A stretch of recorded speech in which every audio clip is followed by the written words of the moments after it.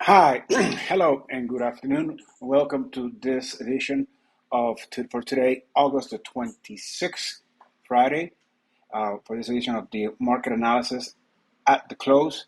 Well, the market has been closed for 15 minutes now, and so we saw the Federal Reserve is committed to fighting surging inflation through restrictive monetary policy, even as the U.S. economy slows. Chairman Jerome Powell said that warning that failing to act forcefully enough will be far more painful than remaining cautious. In a 10-minute speech at the annual Jackson Hole Economic Symposium, Powell said returning the economy to price stability will take some time and will require bringing some pain to households and businesses, which he called the unfortunate costs of reducing inflation. But he was clear that a failure by the Fed to return the economy to price stability would be worse. Powell referenced previous attempts by the Fed to bring down inflation and said history has taught the central bank that not acting quickly on prices will likely only mean a bigger hit to the labor market in the long run. And reversing course too quickly will also backfire, Powell said, implicitly playing down investor expectations that the central bank might soon start to pause or reverse course after a series of steep interest rate increases. The historical record cautions strongly against prematurely loosening policy. So he says. The central bank chairman acknowledged that the U.S. economy has recently slowed from the historically high growth rates of 2021, but the latest economic data, including the news that the consumer price index stayed flat in July, is far from enough to convince the Fed that inflation is sufficiently moving down, he said.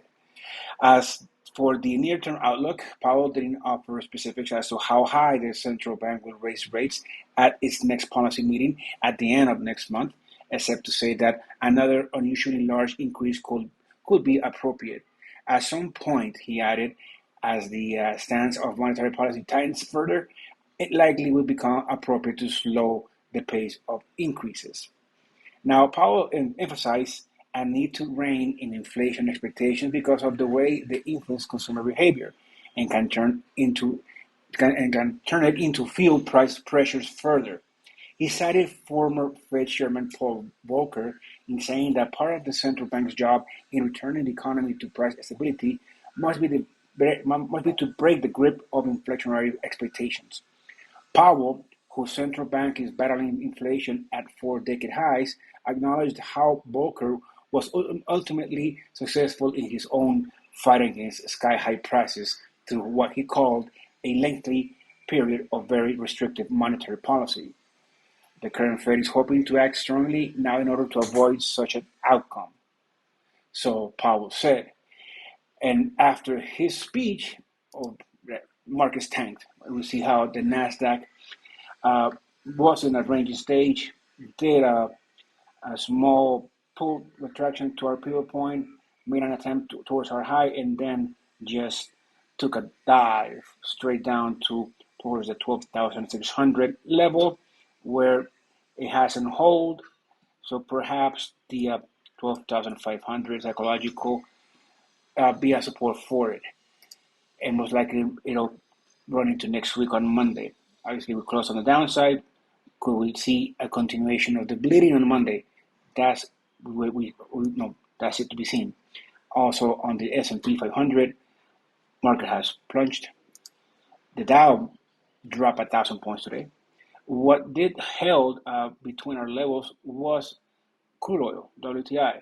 I said this morning that crude oil might be staying in a range of 91 and between 91 and $93, 91, $92, and that's where we are right now. Then we have natural gas.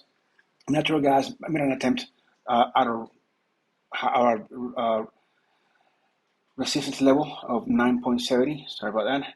And from here, it barely kissed it, and then it retraced strongly down towards our pivot point, where it has been just fluctuating around it. It will stay there for the remainder of the day. Obviously, market is closed. So gold, the same scenario. Gold had an attempt, uh, going back higher towards our pivot, but it didn't happen. It broke our 1740 support area, found it at 1734, and from here it has been just ranging, fluctuating to horizontally consolidation. Market is closed. Silver, same wise. Silver did had a bit more of a strong run at the beginning of the day. In the morning, broke our resistance, fluctuated above it, but then retraced back right below it, breaking our support, coming down to 1880, and finding that support here, making a double bottom, whereas right now just trading sideways. Then we have copper. Copper, after that, also ranging scenario that we see here, it did make a small attempt to the upside, but it was short-lived. The correction came, pulled back, broke our support, broke our moving averages, and here it found support right on the 200 moving average. Then we have Bitcoin. Bitcoin, it had a nice little rally in the morning. It came up to kissed our resistance level, and then it just retraced back from it. That's what the news came out. So Nasdaq dropped, it dragged Bitcoin with it. Then you have the euro. Euro as well. Euro tried to stay above parity, but it was short-lived. It quickly retraced, and is trading now on a lateral ranging scenario. And this is due to the dollar looking to stay strong above 108, actually 105 per 100. So dollar strength is what we're going to continue to see. All right, that's it for me. Have a nice weekend, and I will see you next Monday. Next Monday, depending on how we open, that'll be the day. So we close the market on the downside. Should we open on the downside on Monday? That is a question. Stay tuned.